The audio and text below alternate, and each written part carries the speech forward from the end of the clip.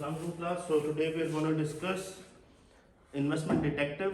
हम थॉरली इस केस को भी डिस्कस करेंगे ताकि आप इसको अंडरस्टैंड करें. कैपिटल बजटिंग जो नो फाइनेंस के अंदर सबसे इंपॉर्टेंट टेक्निक्स में से एक है. ये हमारा सबसे मेजर डिसीजन होता है कि हमने एक बहुत मैसिव इन्वेस्टमेंट करनी है बिकॉज हमें एक पूरा नया प्लांट लगाना है, नई मशीनरी लेकर आनी है, पुरानी को रिप्लेस करना है. तो ऐसे कोई भी डिसीजन है जिसके अंदर बड़ा फ्यूचर की लॉन्ग टर्म की फिक्स्ड इन्वेस्टमेंट हो जानी है बहुत बड़ी. अगर हम ये करने के बाद सोचें ओहो इसकी जगह ये वाली मशीन ले लेते तो यार ये तो उतनी काम की नहीं निकली, या फिर यार इस चीज का प्लांट लगाने के बजाय अगर इस चीज का प्लांट लगा लेते तो ज्यादा प्रॉफिटेबल नहीं था. तो ये बड़ा स्टूपिड होगा. क्यों? क्योंकि बहुत सारी संक कॉस्ट हमें बेयर करनी पड़ेगी. कैपिटल इन्वेस्टमेंट के या बजटिंग के जो डिसीजंस हैं ये ऐसे डिसीजंस होते हैं कि अगर इसको हम रिवर्स करेंगे तो हमारे सारे पैसे रिकवर नहीं होंगे. लेट्स सपोज हमने एक प्लांट लगाया, बटन दबाने जाकर बस स्टार्ट करने के लिए क्या लाया, यार ये प्लांट सही नहीं, बिल्कुल नया पड़ा है, अभी भी नया नया बेच सकते हैं, इस चीज का प्लांट लगाते हैं, इसका नहीं लगाना था. ठीक है, क्या आप उस प्लांट को अभी तो शॉपर भी नहीं उतरे, मशीनें स्टार्ट भी नहीं हुई, उतने में बेच सकते हैं जितने का खरीद कर रहे थे? नो, नो वे. जैसे कि मोबाइल फोन खरीद कर दुकान से बाहर निकलते हैं, उसके बाद भी वो आपने एक बार अपना डब्बा ओपन कर लिया, दैट्स इट, गॉन. अब वो आपसे उसी प्राइस में लेगा जिसमें उसने लेना है आपसे वापस. Gate the idea? So basically बहुत सारी संक कॉस्ट इन्वॉल्व हो जाती है. ट्रांसपोर्टेशन की कॉस्ट सारी संक हो गई. ठीक है, कंसल्टेंसी की फीस, आपने एक्सपर्ट्स हायर किए, उनसे कंसल्टेंसी ली, प्रोजेक्ट के डिजाइन बनवाए, प्लान्स बनवाए, किसी को हायर किए जाके जमीन हमारे बिहाफ पे खरीदो, उसको कंसल्टेंसी की फीस दी, तो ये सारे पैसे डूब जाएंगे. फिर मशीनें आई हैं स्पेसिफिकली आपके हिसाब से डिजाइन है, उसके पैसे कुछ ना कुछ डूब जाएंगे. तो अगर आप एक प्रोजेक्ट लगाने के बाद उससे वापस जाएंगे तो बहुत मैसिव लॉसेस बेयर करने पड़ेंगे. इसीलिए हम कैपिटल बजटिंग करते हैं. कैपिटल बजटिंग के अंदर हम क्या करते हैं, हम बेसिकली ये डिटरमिन करते हैं शुरू में ही कि कौन सा प्रोजेक्ट लगाया जाए ताकि बाद में हम उसे वापस ना आना पड़े. ठीक है, तो ये जो इन्वेस्टमेंट डिटेक्टिव ये बड़ा अच्छा केस है इस केस के, क्योंकि ये बड़ा कंप्रीहेंसिवली पूरे कॉन्सेप्ट को कवर कर लेता है. तकरीबन हर चीज इसमें कवर हो जाएगी. ठीक है, हम सारी टेक्निक से भी डिस्कस करेंगे. Let's start. मैं ये जरा डाटा जो है यहीं पे नोट डाउन कर लूं. इंटेंशनलिटी का अगर मुझे पूरा बोर्ड मिल जाता तो I would have noted it down pretty well, लेकिन चलें, let's just do it. So these are the years.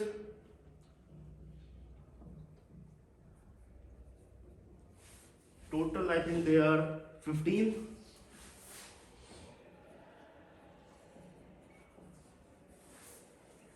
And then there are 8 projects. सबके अंदर हमारी जो इन्वेस्टमेंट हो रही है वो 2000 की हो रही है. I think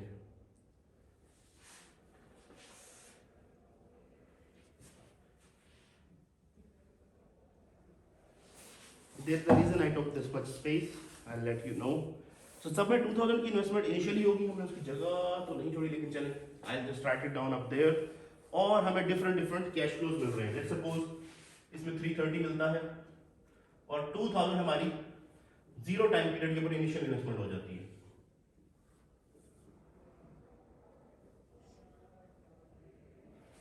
This goes on for 7 years and 8th year के अंदर 1000 या 1000. 1 2 3 4 5 6 7 and 8.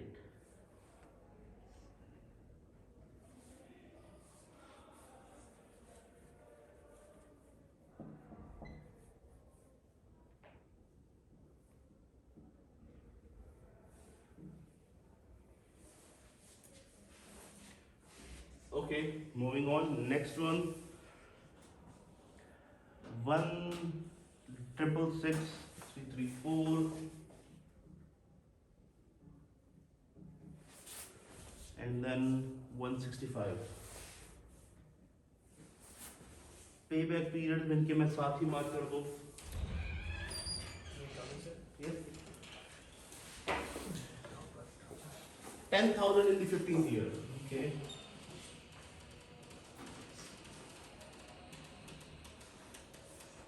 So this one is the 15th year data.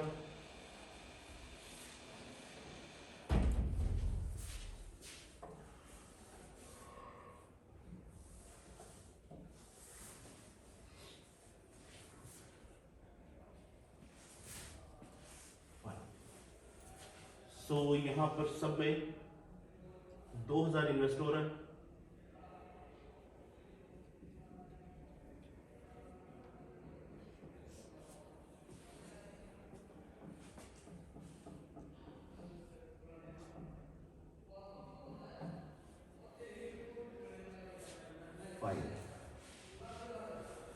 Next is okay 160 200 350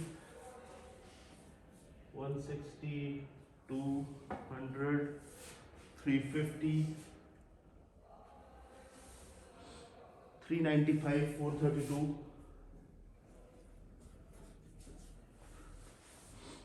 440 442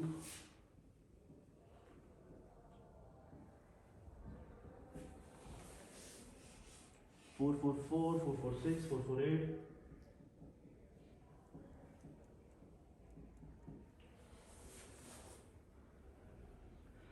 450 51 51 sir 3 वाला में कुछ नहीं है।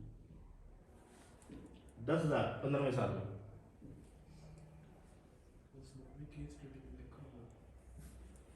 मैं केस के अंदर से सिर्फ टेबल रिप्रोड्यूस कर रहा हूँ यहाँ पर।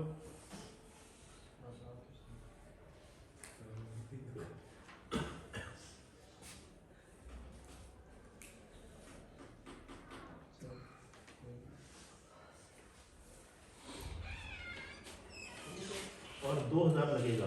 Yes please. Okay some sort of a mistake over here.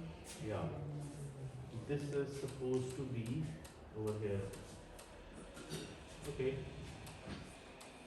3 then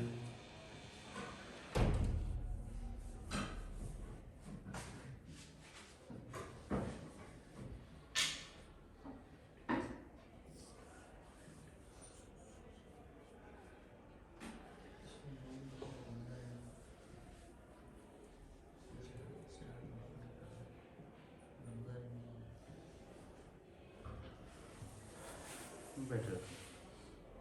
This is 280 constantly, so 280 till the last year, और ये cover होता है in the year 8 over here 8th year के अंदर, ठीक है। So this goes over there, then it goes on 280 constantly throughout, then 2200 in the first year, यही कोई इसका कैश फ्लो और बस इतना कैश फ्लो है इसका। Then 1200,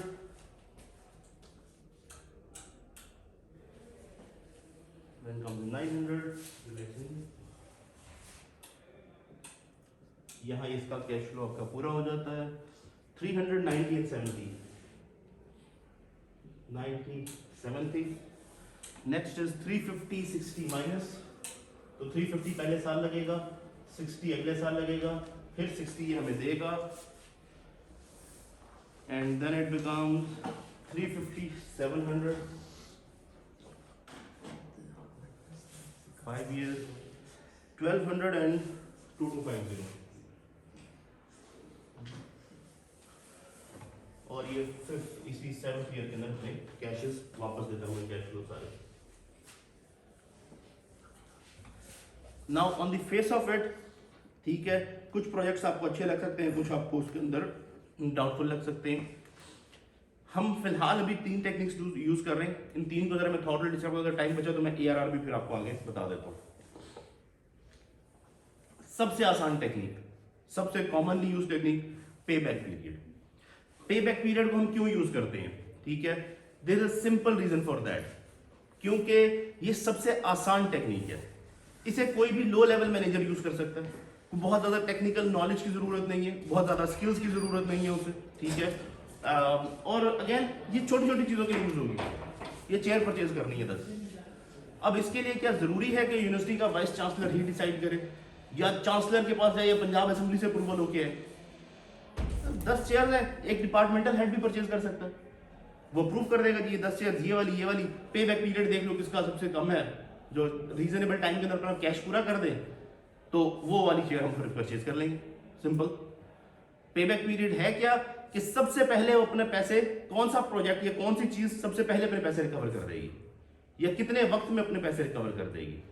ठीक है, तो जो सबसे पहले पेमेंट कर दे, कैश अपना पूरा कर दे, वो लगा सकते हैं हम इजीली। या फिर इसके अंदर रूल जो होता है, जो बेसिक पॉलिसी है वो ये है कि कंपनी का रूल होता है, यूजुअली इंडस्ट्री का एक कंपनी का रूल होता है कि जो चीज 3 साल में पैसे पूरे कर देगी वो खरीदी जाएगी, जो चीज 4 साल में पूरे कर देगी वो खरीदी जाएगी। तो इससे कम वाली तो ली जा सकती है, इससे ज्यादा वाली नहीं ली जाएगी। ठीक है, तो सादा सा, या फिर अगर 2-3 प्रोजेक्ट आपस में हैं तो उनमें से देखिए सबसे कम पीरियड में कौन सी दे रही है, जो सबसे जल्दी पैसे पूरे कर देती है वो चीज हम खरीद लेंगे। आप हम भी करते हैं चीजें खरीदते हुए कि यार ये वाला काम शुरू करें तो इतने अरसे में पैसे पूरे हो जाएंगे, तो ये वाला काम ना कर ले। हम ये देखते ओवरऑल प्रॉफिटेबिलिटी अगले सालों में क्या होगा, ये चलेगा नहीं चलेगा, इतने वक्त में पैसे पूरे हो जाएंगे मेरे। Gate the idea? तो जो पैसे लगाए हैं वो कितनी जल्दी पूरे हो जाते हैं, मुझे वापस मिल जाते हैं। So this is the first thing, पे back period. Pay back period के अंदर simple, you keep adding these up. कैसे? 330 हमने 2000 कवर करना है। लेट्स सी, पहले साल में हमारे पास कितना आ गया? 330। 2000 कवर हुआ? नहीं। अगले में कितना हो गया? 660। 2000 कवर हुआ?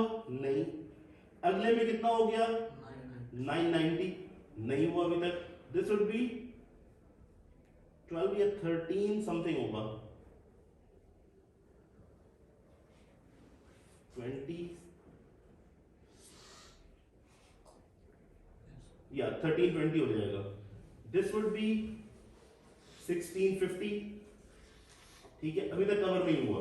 दिस वुड बी 1980, और यहां पर अगर हम टोटल करेंगे तो ये हो जाएगा अराउंड, you had 30 तो 10 and over there 2310।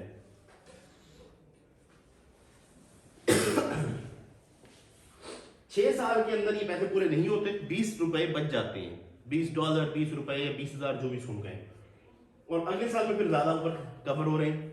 तो हमें कितने रुपए चाहिए 7वें साल के अंदर कवर करने के लिए? 20, और ओवरऑल आ कितना रहे? 330। अगर ऐसे कर लेंगे तो हमारे पास आ जाएगा इन इयर्स। ठीक है ना, कि 6 पॉइंट कितने इयर्स आ गई है, तो ये है बेसिकली 6 प्लस इतने इयर्स है। ठीक है, तो 6 point, this would be around 1 may be year. ठीक है, और अगर इसको मंथ्स में करना है तो मल्टीप्लाइड बाय 12, तो 6 इयर्स एंड 1 मंथ, या जो भी इसका आंसर आएगा। डेज में करना है 365 डेज से मल्टीप्लाई कर देंगे। वीक्स में करना है 50 कुछ वीक्स होते हैं ईयर के अंदर, उसके अंदर मल्टीप्लाई कर देंगे। ठीक है, so you get your answer. Same goes for every one of these techniques, कि किस वक्त हमारे पैसे पूरे होते हैं, किस साल में जाके। ये सबसे आम टेक्निक है। ये हमारा आम दुकानदार भी एक होता है, वो माल खरीदता है ना, या कोई नया टेबल बनवाना है उसने, अपने रैक बनवाना है अपने के लिए, तो ये देखते हैं कितने अरसे में ये नई चेयर खरीदनी है, ये नया डिस्प्ले लगाना है मैंने, तो कितने अरसे में ये मेरे पैसे पूरे हो जाएंगे। नया फ्रीजर लेना है, कोई चीज उसने दुकानदार ने लेनी है, आम जनरल स्टोर वाली बात है। हमारे एक कैफेटेरिया वाला बैठा है, उसको एक फ्रायर चाहिए लेट्स सपोज, तो उसने देखा कितने अरसे में ये मेरे पैसे पूरे कर देगा। You get the idea? ठीक है, तो सबसे कॉमन टेक्निक है, आम बंदा जो पढ़ा लिखा नहीं भी है वो ये यूज कर सकता है। ठीक है, छोटी इन्वेस्टमेंट के लिए नो बिग डील, इसको यूज किया जा सकता है। जैसे कि एक कैफेटेरिया वाला, उसको एक फ्रीजर की जरूरत है, वो देख लेता है कि मुझे फ्रीजर कितने अरसे में पैसे पूरे कर देगा। मुझे शवारमा मशीन की जरूरत है, वो कितने अरसे में मेरे पैसे पूरे कर देगी। सो नो बिग डील, तंदूर है, कितने अरसे में मेरे पैसे पूरे कर देगा। तो आम बंदा भी इसको यूज कर सकता है, लेकिन इसके कुछ फ्लॉज हैं।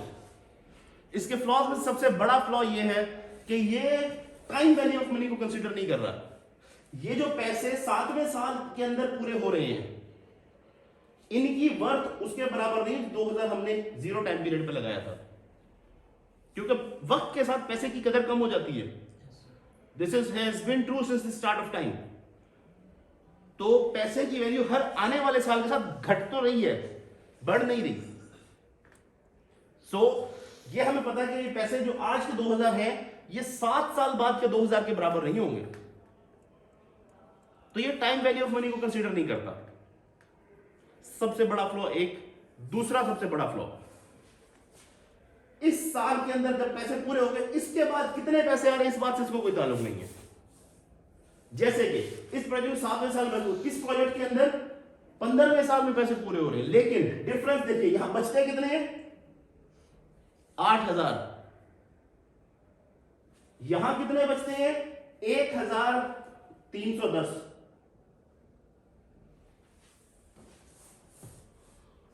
तो फ्यूचर में अगले सालों में जो पैसे, इसके अंदर भी डेफिनेटली यहां छठे साल में पूरे होते हैं, सारे पैसे अगले सालों में आने हैं, तो ये सारे बचने हैं, ये भी अगले सालों में बचने हैं, यहां पर भी अगले सालों में बचेंगे, यहां पर भी अगले सालों में बच रहे हैं, यहां पर नहीं बच रहे हैं। लेकिन ये इस बात को टोटली इग्नोर कर देता है कि जिस साल में पैसे पूरे हो रहे हैं उससे अगले साल में कुछ आएगा कि नहीं आएगा। तो हो सकता है हम एक ऐसा प्रोजेक्ट लगा लें जो ठीक है 3 साल में पैसे तो पूरे कर दे, लेकिन ओवरऑल वो एसेट प्रॉफिटेबल ना हो, 3 साल में उस पैसे पूरे कर दे, गुजारा चल जाए हमारा। पैसे भी कौन से, time value of money consider किए बगैर वाले। लेकिन वो प्रोजेक्ट छोड़ दें जो कि 4 साल में होना था, लेकिन उसने अगले 4 साल भी और पैसे देते रहना था। Make sense? No, very stupid कि हमने एक ऐसी ऑप्शन छोड़ दी जिसने 8 साल चलना था, पैसे देते रहना था, चौथे साल में पैसे पूरे करने थे, और वो लगा ली जिसने 4 साल चलना है, तीसरे साल में पैसे पूरे कर देने। रिडिकुलस। ठीक है, ये तो है इसके मेजर फ्लॉज, जो बड़े ही मेजर फ्लॉज है जिस वजह से ये टेक्निक फेल हो जाती है। इन टर्म्स ऑफ, अगेन ये हम यूज करते हैं, की जाती है, आम रेडी वाला भी यही यूज करता है, दुकानदार भी यही यूज करता है, एक लो लेवल मैनेजर भी यही यूज करता है, क्योंकि उसने ये 10 कुर्सियां खरीदनी है, नो बिग डील, कोई फर्क नहीं पड़ने लगा बिजनेस को इससे बहुत ज्यादा। ठीक है, लेकिन अगर आपको ये बिल्डिंग पूरी नहीं बनानी है, इसको डिसीजन हम इस बेस पे करें, पे बैक पीरियड की बेस के ऊपर, दैट वुड बी रिडिकुलस।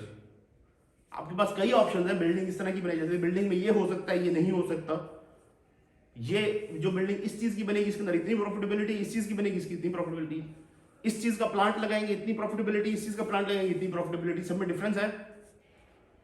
तो अब पे बैक की बेसिस के ऊपर अगर हम लगाएंगे दैट वुड बी स्टूपिड। और अगेन ये लो लेवल मैनेजर डिसीजन नहीं कर सकता कि हमने किस चीज का प्लांट लगाना है, या कोई बहुत बड़े प्लांट की मशीनरी है, खराब हो गई है, ये पुरानी हो गई है, नई लगाने वाली है स्क्रैप करके, तो कौन सी नई मशीन लगाई जाए। ये डिसीजन अगर यूनिवर्सिटी का भी ये बिल्डिंग बनाने का डिसीजन है, तो वो इवन वाइस चांसलर तक अप्रूव नहीं करता, वो गवर्नर के पास जाएगा, चांसलर के पास, या पंजाब असेंबली से में भी अप्रूव हो, जहां तक उसकी एक सबसे सुपीरियर पावर जहां पर अवेलेबल होगी, क्योंकि ये लॉन्ग टर्म डिसीजन है, बहुत इंपॉर्टेंट डिसीजन है, और इसके अंदर जब लॉसेज हो सकते हैं, जो होने का चांस है वो बहुत ज्यादा है। तो इन दैट केस इस तरह का डिसीजन हम पे बैक पीरियड की बेसिस के ऊपर नहीं करते, हम फिर उसकी एनपीवी और आईआरआर कैलकुलेट करते हैं। और भी टेक्निक्स है, अकाउंटिंग रेट ऑफ रिटर्न है, प्रॉफिटेबिलिटी इंडेक्स है, बट यूजुअली हम एनपीवी आईआरआर कैलकुलेट करते हैं। इसमें एक चीज और होती है, डिस्काउंटेड पे बैक पीरियड। उसमें हम एक फ्लॉ को तो काउंट फॉर कर लेते हैं, लेकिन दूसरा फिर भी रह जाता है।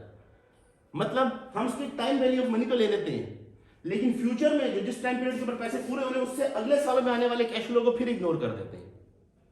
ठीक है, उसके क्योंकि वो और अगला टॉपिक हमारा मिलता जुलता है एनपीवी वाला, तो हम उसको जरा रिलेट करके ये भी कर लेते हैं। लेट सपोज इसकी हम प्रेजेंट वैल्यू निकालना चाहते हैं। अब क्योंकि ये है annuity, if you see 330 is an annuity till the 7th year. Annuity का तरीका मैंने आपको बताया हुआ पहले से, यू ऑल नो दैट। चलिए फ्यूचर वैल्यू प्रेजेंट वैल्यू का फार्मूला डिस्कस कर लेते हैं पहले। So if you want to calculate present value of something, so that would be, no present value ढूंढ रहे हैं हम, PV is equal to FV divided by 1 plus r या k, whatever you want to write, divide raise to power time period n. ठीक है, that would be your present value.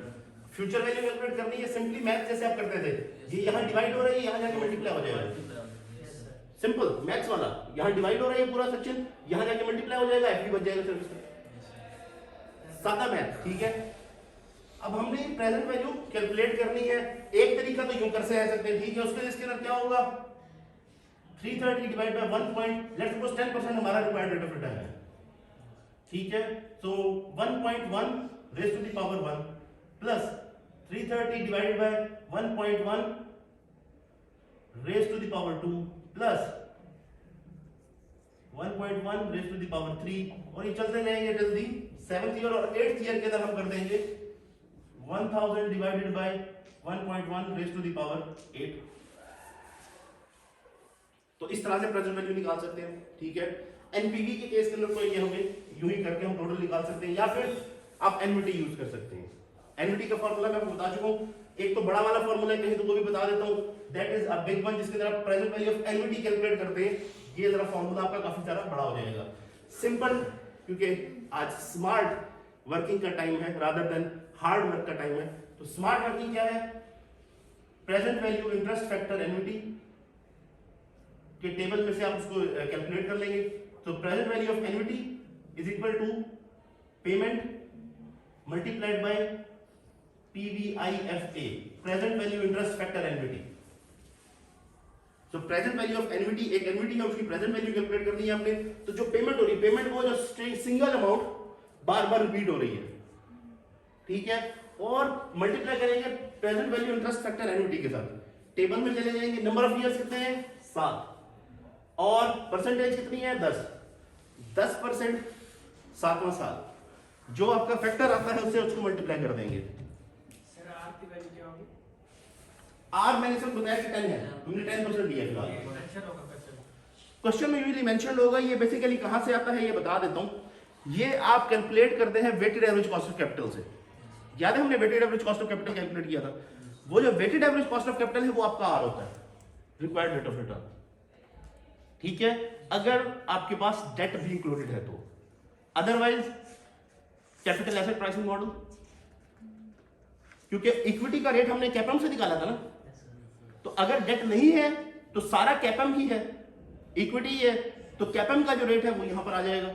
अगर date भी है, इक्विटी भी है, तो weighted average cost of capital आपका ये रेट बन जाएगा। सर इसमें जो पेमेंट्स हैं वो सारों की प्लस करके मल्टीप्लाई करना, प्लस करके मल्टीप्लाई मतलब ये 7 साल की पेमेंट लेनी अ, एनुइटी के अंदर। पेमेंट हाँ, इसको प्लस क्यों करना है? 330 ये वो पेमेंट है जो हर साल रिपीट हो रही है, ये आपकी पेमेंट है। एक एग्जांपल देता हूँ इसकी। जैसे कि आप इंश्योरेंस की पेमेंट करते हैं, एक सिंगल अमाउंट होती है, लेट्स सपोज 10,000 रुपए हर साल आपने पे करने हैं, तो हर साल 10,000, हर साल 10,000, हर साल 10,000 आप पे करते थे, वो भी एक एनवीटी है। पेमेंट उसमें वो होती है जो एक आपने हर साल करनी है, ठीक है। इसी तरह से आपको कोई ऐसा अकाउंट है या आपको कोई फिक्स डिपॉजिट है, लेट्स सपोज, ठीक है, फिक्स डिपॉजिट सर्टिफिकेट जो होता है कि आपने 1 लाख का खरीद लिया, हर साल उसके ऊपर 10% लेट्स सपोज मिलना है, तो 10,000 हर साल मिलता रहेगा आपको। उस 10,000 को अब आप अकाउंट में आपके आ रहा होगा, वो आपके उस फिक्स डिपॉजिट का पार्ट नहीं बन जाता, वो अगले साल भी 10,000 ही देगा फिर से आपको। Gate the idea? तो ये एन्युटी होती है। बेसिकली दो कॉन्सेप्ट है, एन्युटी एंड परपेचुइटी, ठीक है। एक तो सादा प्रेजेंट वैल्यू होती है, ठीक है, एक आपकी फ्यूचर वैल्यू होगी, एक होती है एन्युटी कि हर साल सेम अमाउंट या तो आपको पे करनी पड़ती है या आप रिसीव करते हैं, हर साल सेम अमाउंट चेंज नहीं होगी, that is called an annuity. लेकिन इसकी एक लाइफ होती है, 10 साल 15 साल की सर्टेन लाइफ होगी। एक होती है परपेचुइटी। परपेचुइटी वो होती है जिसकी लाइफ नहीं होती, और ये पेमेंट भी इक्वल होना जरूरी नहीं है, लेकिन यहां क्योंकि लाइफ डिटरमिनेंट नहीं है। अब ऐसी क्या चीज होती है? शेयर। आपने शेयर खरीदा, यस सर, क्या आपको इस बात की गारंटी है कि ये कंपनी अगले इतने साल तक चलेगी? कोई पता नहीं। क्या आपको ये पता आपने कितने साल तक वो शेयर अपने पास रखना है, किस साल में बेच देना है? No idea. कई कंपनियां कई 100 साल चलती रहती है, कोई कंपनी अचानक से बैंकरप्ट हो जाएगी, तो उसकी लाइफ का हमें अंदाजा नहीं होता, हम उसकी लाइफ कैलकुलेट नहीं कर सकते, ठीक है। इस तरह से अगर इंश्योरेंस भी देख लें तो यू डोंट नो ना कि आप कितने साल जीने वाले हैं, कितने साल तक इसकी इंस्टॉलमेंट पे करनी पड़ेगी।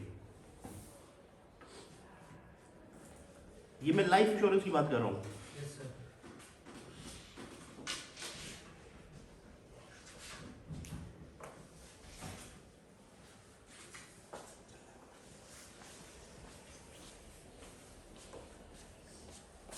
सब में हमें जो 10,000 पर मंथ मिलेंगे, लाइक जो हमारे फिक्स डिपॉजिट के अंदर है, या तो रीइन्वेस्ट भी कर सकते हैं।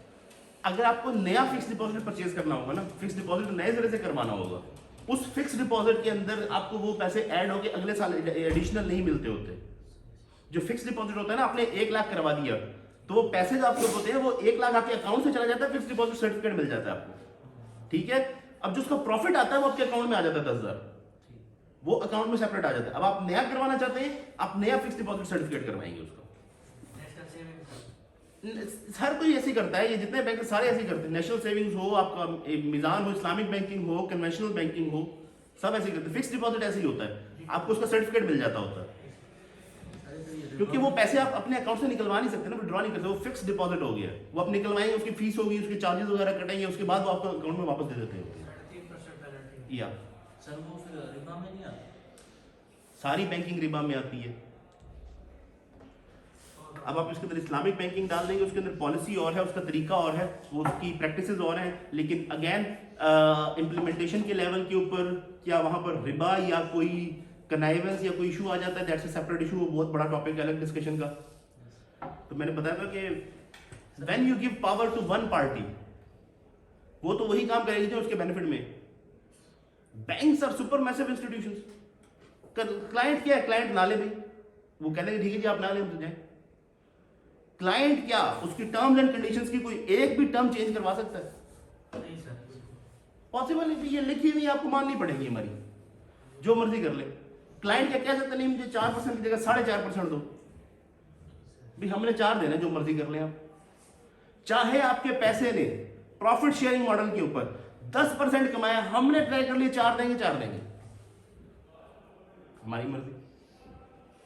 So that's a totally different area, totally different topic. वो एक बहुत लंबी डिस्कशन हो जाएगी अभी फिर। सर एम्प्लॉय तो सर्विसेज दे रहे होते बस, क्या? एम्प्लॉय तो सर्विसेज दे रहे होते। या true.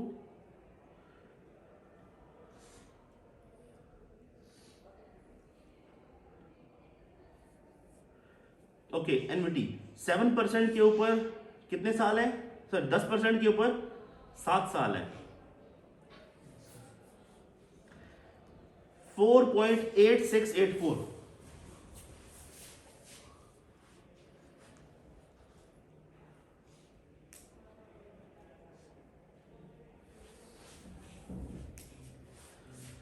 Okay, anyone would multiply that?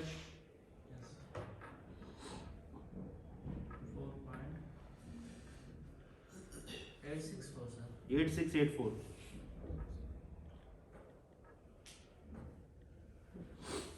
1607 करते हैं, 1606.5 आ रहा है। Yes sir. 1607, Yes. ठीक है। ये तो आगे 7 सालों की, 8वां साल भी रहता है, क्योंकि ये एनविटी की थी इसलिए हम इसको सेपरेट कर दिया है।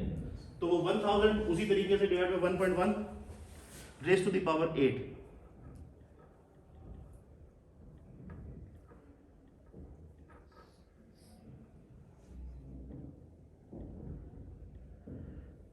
$466.5, चले इसको 1606.5 कर लेते हैं, और ये 466.5 है, ठीक है। सो दिस वुड बी अब अगेन इन सब की हमने क्योंकि टोटल वैल्यू एक साथ ही कैलकुलेट कर ली है, दिस वुड बी अराउंड 1606.5, और इस साल की है 466.5। इसका टोटल कितना हो गया? 12 3 1 7 0 2073, ठीक है। ये है present value of all future cash flows, ठीक है। अगर हम ये भी देखें तो हमारी 8वें साल में पैसे पूरे होंगे, क्योंकि यहाँ 1600 हो रहा है, 2000 हमने करना है, तो 8वें साल के पैसे ऐड होंगे, तो उसके अंदर से कुछ ना कुछ पैसे पूरे। 8वें साल में हमने कवर कितने करने हैं? तकरीबन 394, और कितने कवर हो रहे हैं? 466, तो 394 बाय 466 तकरीबन 7 साल और 10-12 महीने, तकरीबन 10-11 महीने, ओके। तो दैट वुड बी पे बैक पीरियड। और अगर इसकी एनपीवी देखेंगे तो ये future value of all future present value of all future cash flows है, इसमें से माइनस करेंगे इनिशियल इन्वेस्टमेंट, 73. ये हमारी एनपीवी है, नेट प्रेजेंट वैल्यू, ये नेट है, ये है present value of all future cash flows. Initial investment minus करते हैं तो नेट प्रेजेंट वैल्यू आती है। I hope this is clear with you. Yes sir. तो 73 हमारी नेट प्रेजेंट वैल्यू हो गई। इसका मतलब क्या है? इसका मतलब यह है कि हम इस प्रोजेक्ट को एक्सेप्ट कर सकते हैं, क्योंकि एनपीवी का डिसीजन क्राइटेरिया क्या है? 0 या इससे ज्यादा होगी तो प्रोजेक्ट एक्सेप्ट हो जाएगा। क्यों? ये भी जरा डिटेल में क्लैरिफाई कर दूं आप सबको। इफ यू सी दिस, मैंने जो ये रिक्वायर्ड रेट ऑफ रिटर्न लिया है, ये मेरा वही कॉस्ट ऑफ कैपिटल है, ठीक है। जो मेरे पैसे लगाने पे जो मुझे कॉस्ट आ रही है वो तो कवर हो रही है ना मेरी।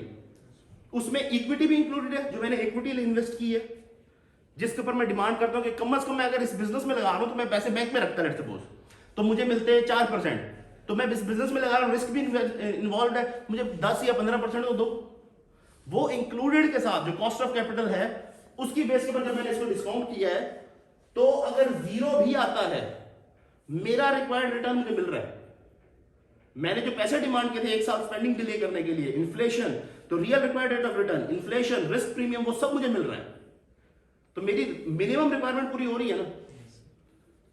तो इस सेक्टर में, इस बिजनेस में, इस रिस्क प्रोफाइल में इन्वेस्ट करने की जो मेरी मिनिमम रिक्वायरमेंट है वो पूरी हो रही है। बैंक का खर्चा अगर कोई है वो पूरा हो रहा है, फाइन। तो अगर ये एनपीवी 0 भी होगी तो प्रोजेक्ट एक्सेप्ट हो जाएगा। ये जो 0 से अबव जितनी आ रही है, ये है मेरा एबनॉर्मल प्रॉफिट। क्यों? ये आज की डेट में 0 टाइम पीरियड में मेरे बिजनेस की वर्थ 73 रुपीज या $73 या 73,000, अगर यहां 3 जीरो से बोल ऊपर हमने सेपरेट किए हुए, तो $73,000 का मेरी बिजनेस की वर्थ में इजाफा हो जाएगा आज की डेट में। दैट मींस कि इससे मेरे बिजनेस को बहुत फायदा हो रहा है। बिजनेस की वैल्यू कितने रुपए से बढ़ जाएगी आज की तारीख के हिसाब से, फ्यूचर में नहीं, आज इस वक्त के हिसाब से। हम क्योंकि कैलकुलेशन सारी आज की डेट में कर रहे हैं, प्रेजेंट वैल्यू निकाली ना हमने, तो ये जितना ज्यादा होगा उतना बेहतर, द मोर द बेटर। तो सबसे पहले हम कौन सा प्रोजेक्ट अगर इन 8 में से लेंगे जिसकी एनपीवी सबसे हाईएस्ट होगी, फिर उससे कम, फिर उससे कम, फिर उससे कम, उस हिसाब से रैंक करना है ना हमने इन्हें, उसके अकॉर्डिंगली रैंक करेंगे, ठीक है। सो लेट्स सपोज इसके ऊपर आ जाते हैं, इसकी एनपीवी कैलकुलेट कर लेते हैं। तो 1666 बाय 1.1, अच्छा कोई कैलकुलेशन करेगा कि मैं खुद ही करूं? कर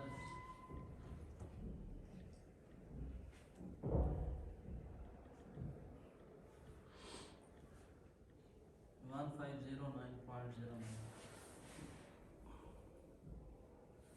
पावर कितनी ली है? 1 रेज टू द पावर 1 ही किया है। ये फिगर कितना है? 1666 डिवाइडेड बाय 1, 66 है सर, 66 है ना यार? वो मैंने 60 लिखा। गलत लिया ना, वही तो मैं कह रहा हूँ गलत है। 1514.5। Yes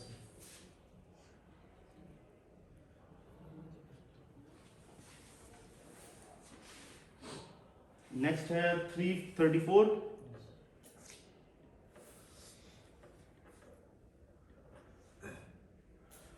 276,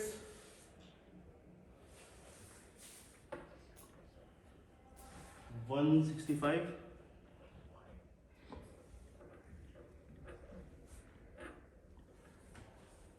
124 almost. ओके, अब आपको पेबैक पीरियड डिस्काउंटेड निकालना है, तो इसका टोटल करते जाएंगे, जहां पर पैसे पूरे हो रहे हैं वो आपका हो जाएगा। फिलहाल मैं उसको इग्नोर कर रहा हूं क्योंकि हम एनपीवी डिस्कस कर रहे हैं। तो दिस वुड बी अराउंड 5, हाँ 1914.5 ये सारे का टोटल यस सर 19, 14.5 1900 ओके यार,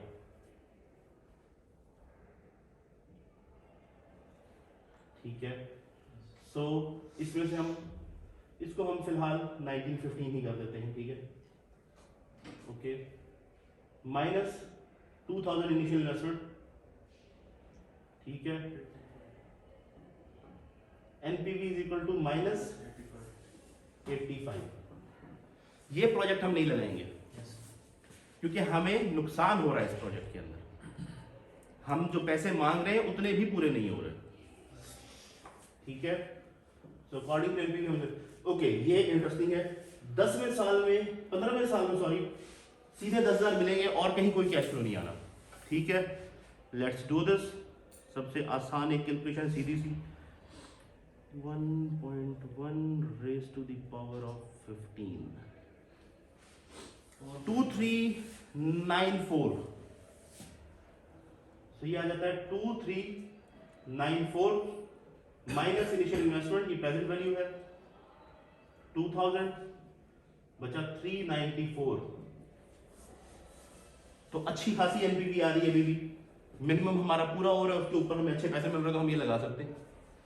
मूविंग ऑन टू दिस, अब ये बहुत लंबी कैलकुलेशन है, लेट्स सी इन पे टाइम, क्योंकि आईआरआर करवा दूं, अगर टाइम बचा तो ये मैं कैलकुलेशन यहीं पे बोर्ड पे आपको करवा दूंगा, ठीक है। फिलहाल हम इस पे आ जाते हैं, इजी कैलकुलेशन रहेगी 280, स्टैंडर्ड 15 सालों तक है जहां तक मुझे याद है, ठीक है। तो 280 15 सालों की पीवीआईएफ का टेबल, ठीक है। सो 10% पे 15 साल 7.6061,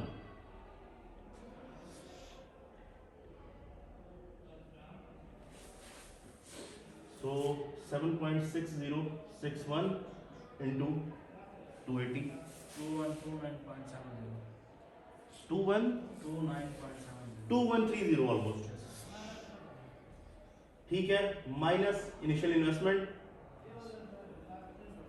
130. इसका भी एनपीवी पॉजिटिव है, हम ये प्रोजेक्ट भी लगा सकते हैं, Yes. Looks good, okay. This one simple, इसकी प्रेजेंट वैल्यू निकालेंगे, 10% है तो ये सीधी सीधी 2000 आनी है, 2000 उसमें से माइनस हो जाना है, कैलकुलेट करके देख लें, मुझे तो पता है तो मैं इसलिए ऐसे ही कर दिया, क्योंकि 10% बन रहा है ना सीधा सीधा, 210% बन रहा है, इसलिए मुझे पता है कि ये 2000 की प्रेजेंट वैल्यू आएगी, 2000 माइनस कर देना है, 0, ये प्रोजेक्ट लगाया जा सकता है, ठीक है। नंबर 7 पे आ जाए, this is going to be different for every year, तो हम इसकी कैलकुलेशन कर लेते हैं, 1200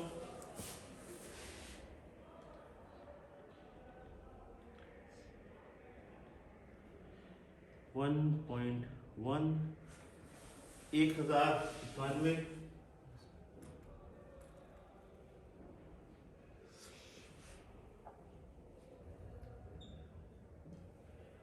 900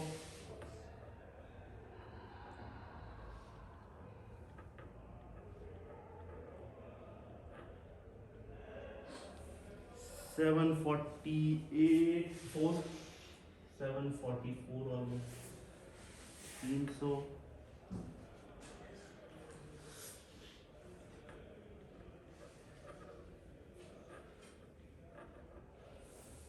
225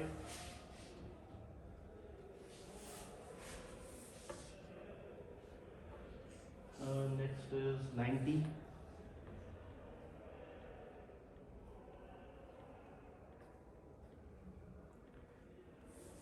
61.5, let's see 30 70, सॉरी, किसी की कैलकुलेशन में अगर कोई कर रहा है, अगर मिस्टेक हो तो साथ साथ चेक भी कर सकते थे। अच्छा, वैसे मैं आपको कुछ भी पढ़ा के चला जाऊं, गलत सही किसी को कुछ नहीं पता चलना, वैसे भाई मैं भी इंसान हूँ, मुझसे भी गलती होती है, कैलकुलेशन करते हुए मैं को गलत वर्ड टाइप कर, मैं भी 30 के साथ कैलकुलेशन करने लगा था भाई, 43.5 total data 2165 minus initial investment 2165 इसके अंदर बच गया, तो ये प्रोजेक्ट भी लग सकता है।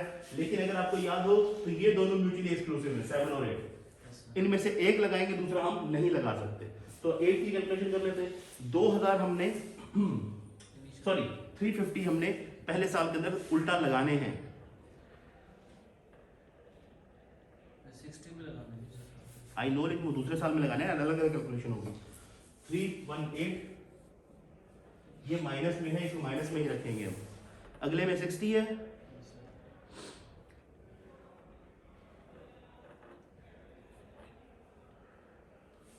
ऑलमोस्ट 50 ये भी माइनस में है, 49.6 है वैसे ये, तो 50 माइनस में ही कर लेते हैं।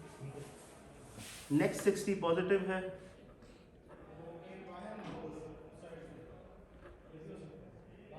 प्लस का 50 ये थर्ड ईयर है, फोर्थ ईयर है, थर्ड ईयर थर्ड ईयर है,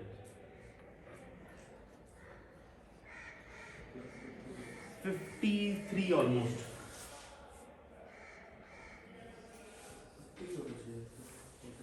कम होना चाहिए 60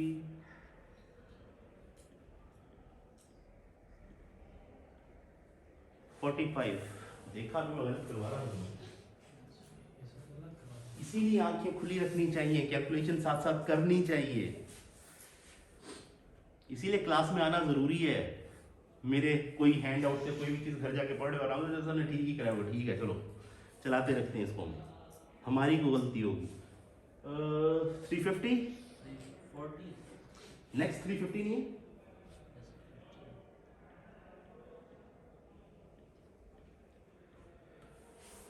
239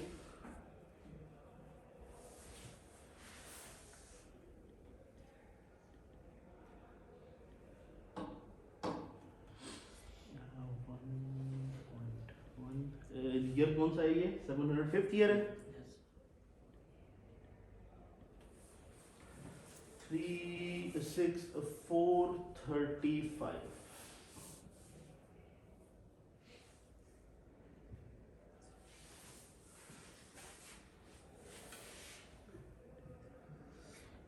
next is 1200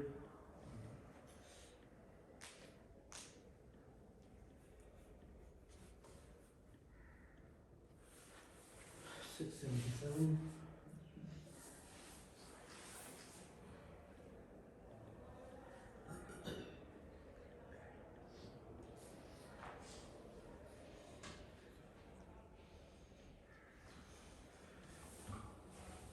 1155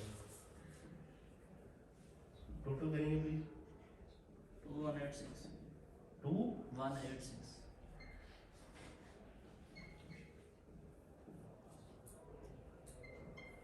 एनपीवी इसकी ज्यादा है 186। ओके एक ये रह गया है, लेकिन इफ यू सी इसको कम से कम 10 से 15 मिनट सिर्फ इसकी कैलकुलेशन में लग जाएंगे। लेट मी सी अगर मैंने कहीं पर इसकी कैलकुलेशन पहले से करके रखी हुई है तो मैं वही शेयर कर दूँ आपसे, that would be much easier.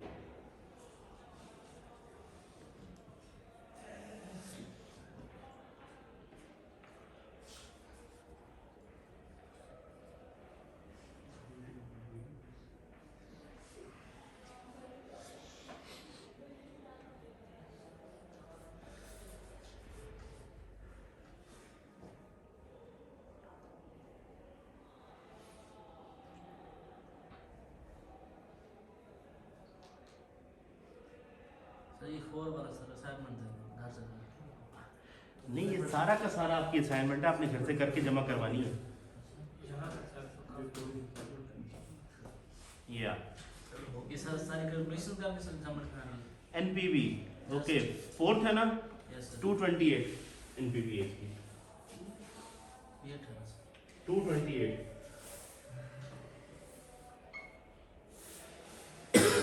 That means इसकी टोटल वैल्यू आ रही होगी 2228 माइनस 2000 तो 228 एनपीवी। ठीक है, अब यहां पर रैंकिंग करके देंगे आप मुझे कि कौन सा प्रोजेक्ट लगना चाहिए।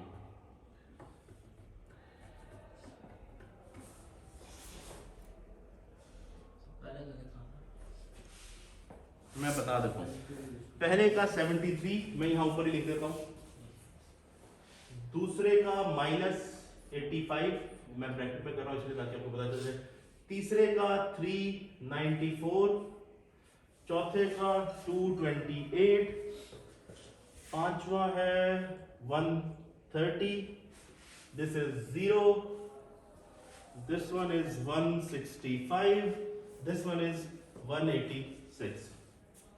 Third one, sir, 394. 394 सबसे पहला 7 थर्ड वन 394, Yes, तो sir. रैंकिंग कर लें हम यहाँ पर ही। तो रैंकिंग में सबसे फर्स्ट आएगा 3, प्रोजेक्ट 3, Yes, sir.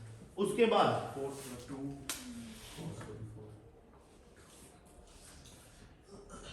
फोर्थ के पास सर 228 224 वाला सर नहीं ना फिर वो हाँ 8 कर कौन सा वाला है? सर फोर्थ वाला 228 फोर्थ वाला फोर्थ में 228 है यस सर और इससे ज्यादा किसी में नहीं है, ठीक है। प्रोजेक्ट 4, ओके नेक्स्ट 7 या 8, 8 की ज्यादा वैल्यू है यस 186 है सर या फिर 7 वो हम कम है, ठीक है। तो 8 की ज्यादा वैल्यू है, yes sir project 8 next. 7 sir आपकी इत्तला के लिए ये दोनों म्यूचुअली एक्सक्लूसिव हैं, मैं बता चुका हूँ म्यूचुअली एक्सक्लूसिव हैं। 8 वाला लेंगे मतलब आपने 8 लगा लिया है तो अब 7 को इग्नोर करना पड़ेगा। अगला सर 130 वाला लेंगे 130 वाला fifth, fifth sir yes sir next sir 73 वाला लेंगे 1 सर 0 वाला लेंगे 6 0 वाला है कौन सा? यही वाला 6 है। नेक्स्ट माइनस वाला सर लेंगे माइनस वाला आपने लेना नहीं है, सो Yes. This would be your ranking for NPV. ये रैंकिंग है एनपीवी के लिए, क्लियर? कितने पे? 10% रिटर्न के पर। अब आप सब के लिए जो क्वेश्चन मैं आपको देने जा रहा हूं उसमें आपने जो ये कैलकुलेशन करनी है 10% पे, 11% पे, 12% पे और 14% के ऊपर। एनपीवी की भी, आईआरआर की। आईआरआर तो आपको डेफिनेटली वो कैलकुलेट ही करना है, बेसिकली एनपीवी की कैलकुलेशन आपको करनी पड़ेगी on all these different standards. क्यों? इससे आपको फायदा क्या होगा? इससे फाइनल टर्म के अंदर आप 5 मिनट के अंदर सारे सवाल हल कर सकेंगे अगर कोई एनपीवी का सवाल आया तो। Gate the idea? तो आप पे जुल्म नहीं कर रहा, आपको एनपीवी आईआरआर सिखाने की कोशिश कर रहा हूं। ओके, एनपीवी तक की बात समझ में आ गई? सर बस काफी है ठीक है, इतनी जल्दी? सर लर्निंग डाउन हो रहा है सर अब नीचे आ रहा है तो 10 मिनट और लगाओ, जल्दी से आईआरआर सीख लो, क्योंकि IRR is much easier comparatively, तो you will be free. I have nothing else to do then. IRR, internal rate of return, ठीक है? ये वो रेट ऑफ रिटर्न है जिसमें एनपीवी 0 हो जाती है। दैट मीन्स कि जो रेट ऑफ रिटर्न आपको मिल रहा है, जो पैसे आपने लगाए उसके ऊपर जो रिटर्न, जिस बेसिस के ऊपर आपको रिटर्न मिल रहा होगा, मतलब आपका रिक्वायर्ड रेट ऑफ रिटर्न अगर इस लेवल तक बढ़ जाए तो भी आपको प्रॉफिट होगा, अगर इससे बढ़ जाएगा तो आपको नुकसान होगा। मतलब इस लेवल तक चला जाए तो एनपीवी 0 हो जाएगी ना, ठीक है? एनपीवी 0 हो गई, लेट्स सपोज आपके एक प्रोजेक्ट का आईआरआर है 13%, दैट मींस कि 13% उसकी एनपीवी 0 हो जाती है। दैट मींस कि 13% तक अगर आपका रिक्वायर्ड रेट ऑफ रिटर्न बढ़ जाए किसी भी वजह से, बैंक का इंटरेस्ट रेट बढ़ गया या कुछ भी हो गया, आपका रिक्वायर्ड रेट ऑफ रिटर्न बढ़ गया है, तो 13% तक भी चला जाए तो भी आप प्रॉफिटेबल हैं, मतलब आपका रिक्वायर्ड रेट ऑफ रिटर्न आपको मिल रहा है। 13 से जब बढ़ जाएगा तब आप नुकसान में जा रहे हैं, तब आप प्रोजेक्ट नहीं लगाएंगे, ठीक है? सो आईआरआर, अगर इस इंफॉर्मेशन की बेस के ऊपर कोई मुझे बताना चाहे किस प्रोजेक्ट का आईआरआर आपके सामने अवेलेबल है?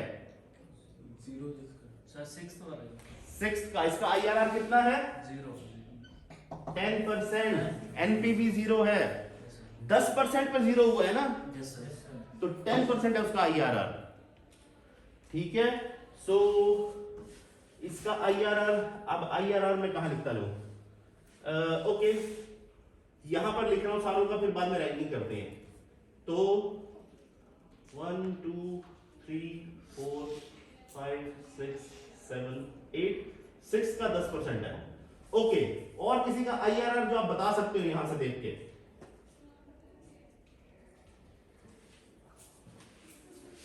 Almost none.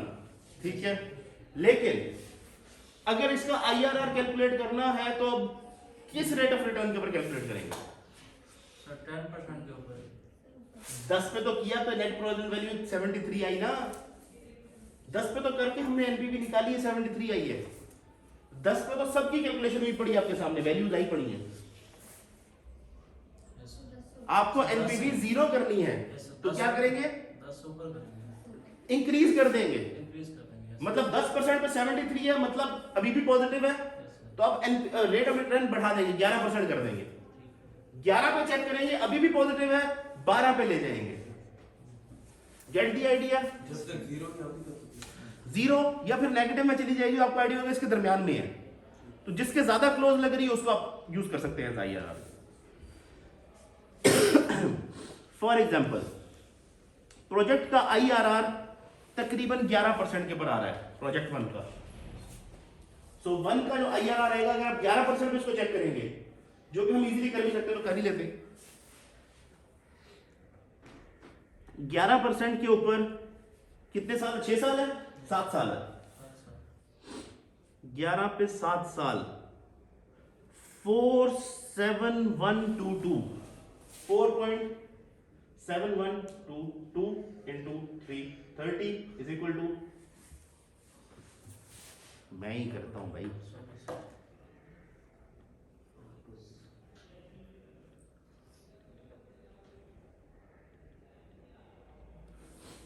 1555 प्लस 1000 की प्रेजेंट वैल्यू निकालनी है 11% के हिसाब से, ये भी निकालो।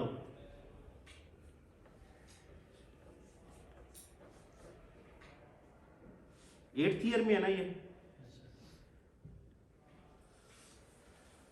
कितनी आई है?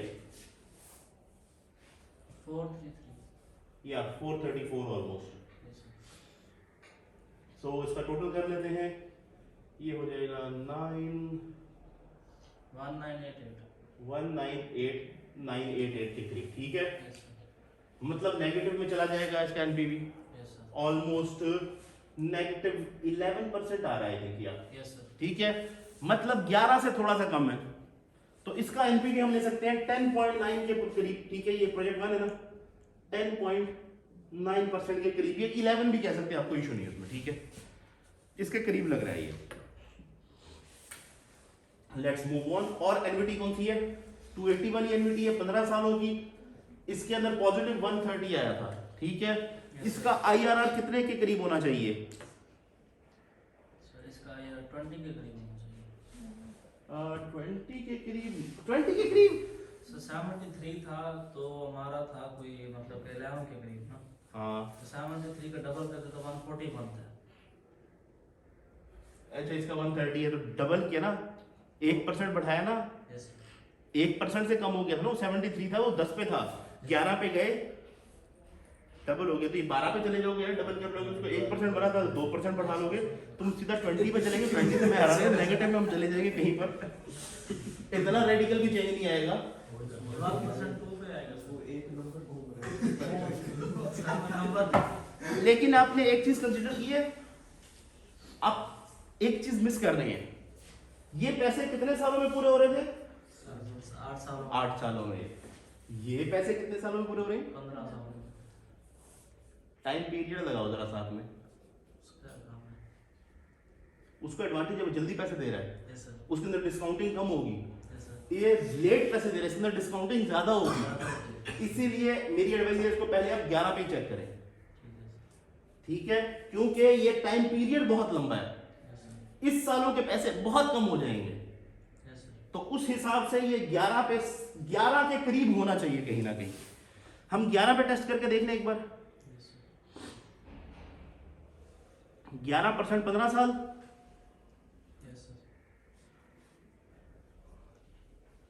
7.1909 मल्टीप्लाइड बाय 280 करेंगे प्लीज। Yes sir 2013। या देखा, ये 11 से थोड़ा सा ऊपर होगा, 11.1 कह सकते हैं आप, ठीक है।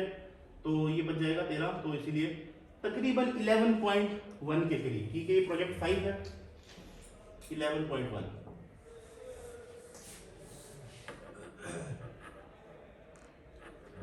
ठीक है। मैं इनका लेट्स सपोज प्रोजेक्ट 2 का करना चाहते हैं हम। इसका कितना था? -85 सर। -85। अब इसका IRR निकालने के लिए क्या करेंगे? कम कम करेंगे करेंगे। कितने परसेंट पे टेस्ट करेंगे?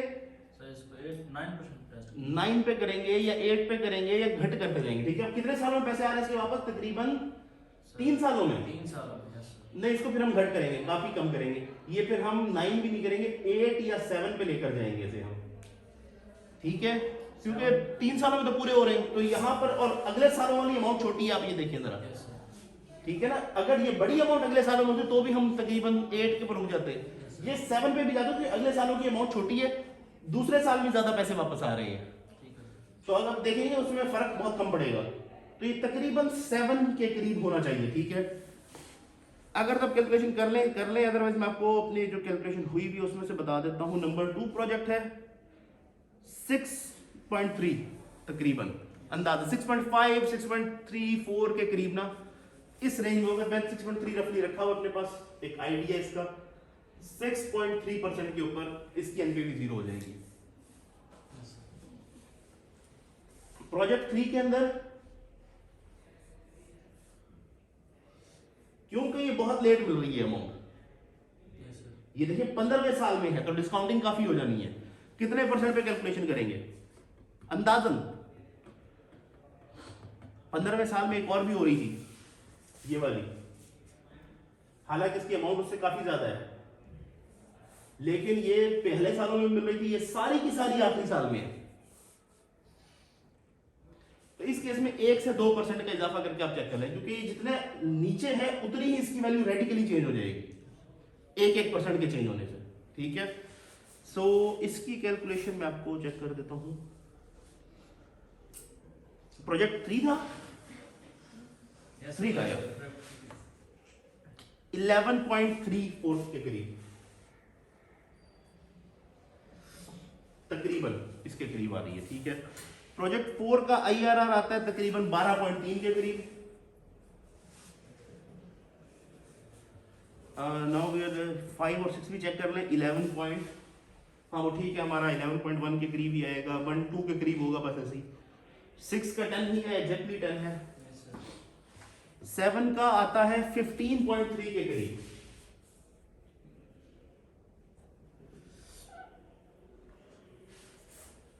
और 8 का आता है रफली 11.45 के करीब तकरीबन।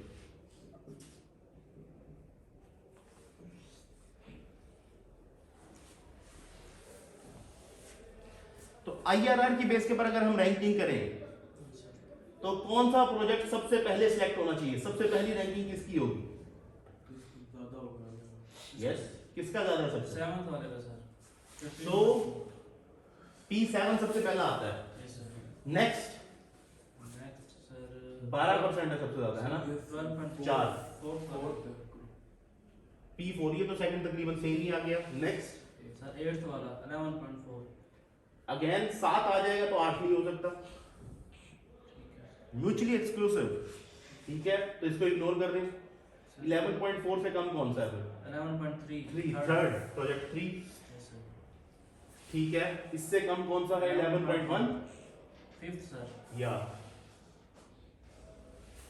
11.1 से कम आता है 10.9 सर। 10.9, यस। फर्स्ट और इससे कम कौन सा है? 6 10, है ना? एग्जैक्टली 10%।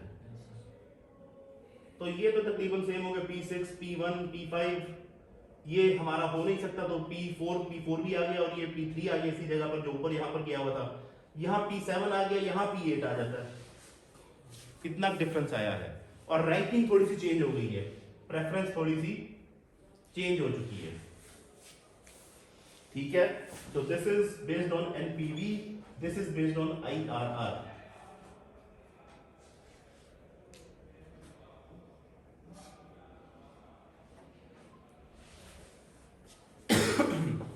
अब एक मसला खड़ा हो गया है, कौन सा प्रोजेक्ट लगाएं?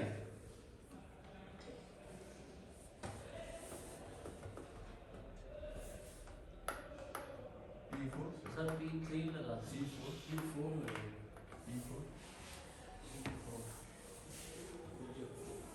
ओके, 3 और 7 का क्या कसूर है?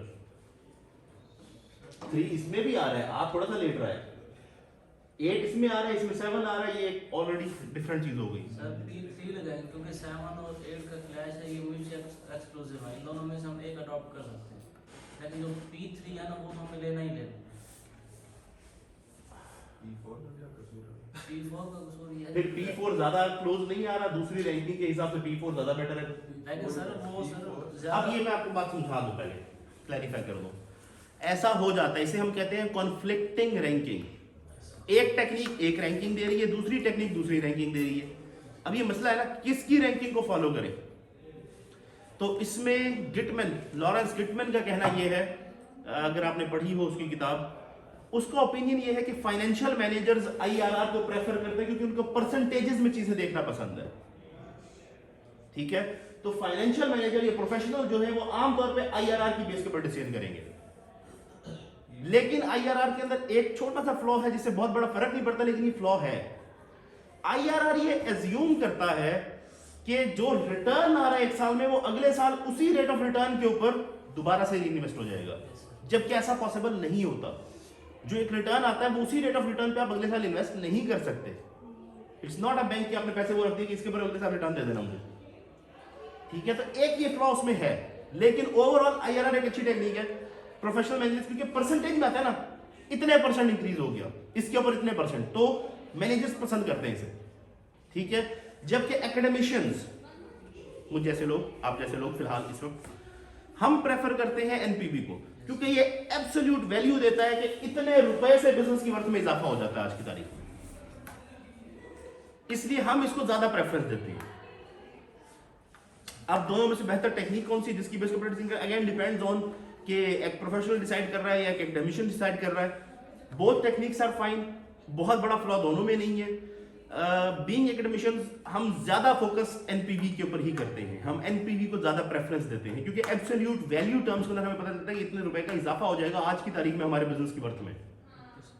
ठीक है, so you can focus on NPV, you can use both एक अंदाजे के लिए, लेकिन अगेन एक चीज इंपॉर्टेंट यहां पर अगर मैं आपको नोट करवाऊं तो अगर आप आईआरआर देखें तो प्रोजेक्ट 7 अगर आपका रिक्वायर्ड रेट ऑफ रिटर्न बढ़ के 15% तक भी चला जाएगा तो भी प्रोजेक्ट 7 सेफ है।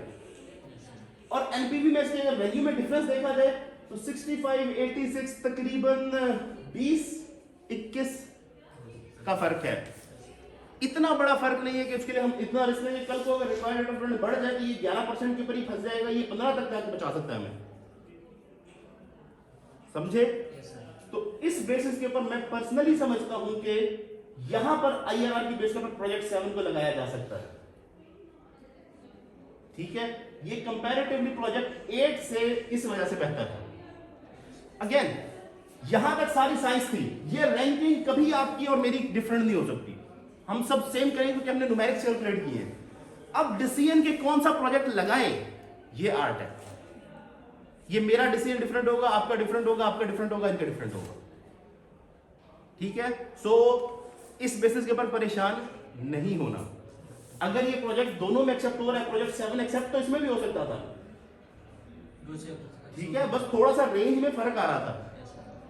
तो अगर हम एनपीवी को ही प्रेफरेंस दें, लेट्स सपोज, तो हमारा सबसे ज्यादा एनपीवी आ रहा है प्रोजेक्ट 3 में, तो ये तो लगना ही है क्योंकि ये इसके अंदर भी एक्सेप्ट हो रहा है। हमने रैंकिंग करनी है बेसिकली, तो हम कोई भी बेसिस के ऊपर रैंकिंग कर सकते हैं, दोनों रैंकिंग दे सकते हैं।